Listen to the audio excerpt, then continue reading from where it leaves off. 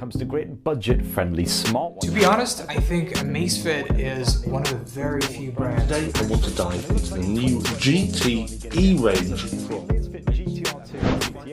Establishing itself as one of the leading brands when it comes to great budget-friendly smartwatches. And of course, Amazfit is grown as a brand name when it comes to its own brand smartwatches too. And it looks like in 2021 things are only going to get hotter because the Amazfit GTR2 and GTS2 have just been joined by two alternative options, the GTR2e and the GTS2e. These four wee beasties right here are Amazfit's flagship smartwatch range. There is a fifth one technically in the Amazfit GTS2 Mini, but that's... So let's take a look at how these four watches stack up, which one might be best for you. Now the E in the name of the two new smartwatches, the GTS2e and the GTR2e, unsurprisingly stands for essential. They've got a design very similar to the original smartwatches, but now they've had some of those premium features stripped out just for a more affordable price point. So for instance, you can no longer stream music offline from the watches to a pair of Bluetooth headphones if you're, hitting the pavement, the gym, doing whatever fit people do. But you do still get a lot of that great Amazfit functionality, such as, for instance, an offline voice assistant. Now, at a quick glance, the most obvious difference between the Amazfit GTSs and the GTRs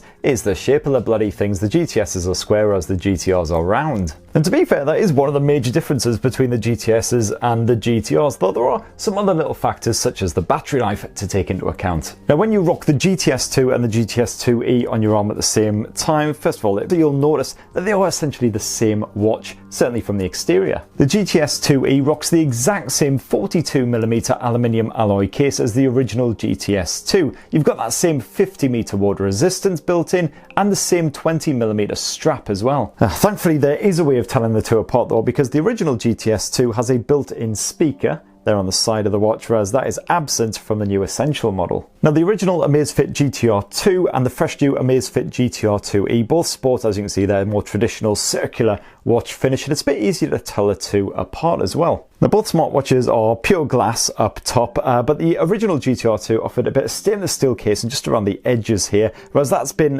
pared back somewhat for the GTR2e, which now uses a cheaper aluminium alloy, just like the GTS2 and the GTS2e. And you'll also notice that both the GTR2 and the GTR2e have actual time markings around the circumference of the watch face. The GTRs are very similar to the GTSs. You once again have 50m water resistance, so you can take them swimming if you like. The straps have been scaled up a bit though. You now get 22mm straps, once again fully detachable, so you can replace them if you like, and they're once again constructed of steel. To be honest, I think Amazfit is one of the very few brands who actually pulls off catering to all user groups, like whether you're a businessman, a student, a mom working from home, whatever. I mean, their tagline is literally fitness for all, so no surprise there. It's more like a good feature that helps you know better if you keep warm or whether you need to wear more clothes. Another advantage of the E models should be their battery performance.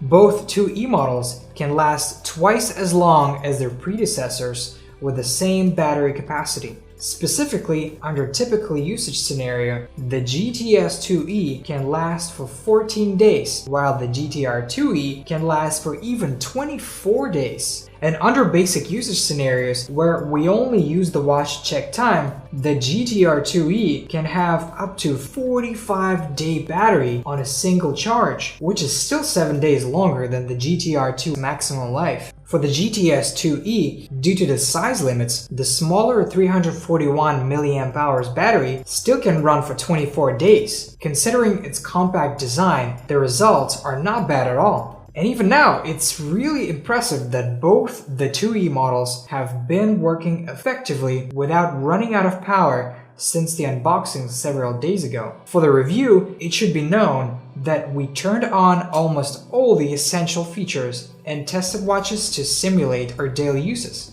With the two advantages of longer battery life and a new temperature measuring sensor, the cheaper GTS2e and the GTR2e can even be recommended over the standard 2 series models. The health tracking is also the same across the board. Buying one, you'll find that it'll have the same data as the other, for example. The difference is when you go for an exercise, with the main range you can actually store music directly to the watch itself, and you get 3 GB of internal storage. This means means that if you wanted to go have a jog in the easy mode apocalyptic wasteland that we live in at the moment, you can simply go for a jog, put the music on the watch, and you don't have to take your phone with you. So the only other real main thing that sets these apart is the connection type. Another thing you'll find about the E-range is that because it doesn't have that onboard memory, because it only connects via Bluetooth, and because it has a couple of those things that aren't quite as advanced as the main range, the battery life is a lot better. It's nearly double, in fact. It's nearly double than the main range over standard use. This is where the E-range fits in my eyes, because this is going back to basic.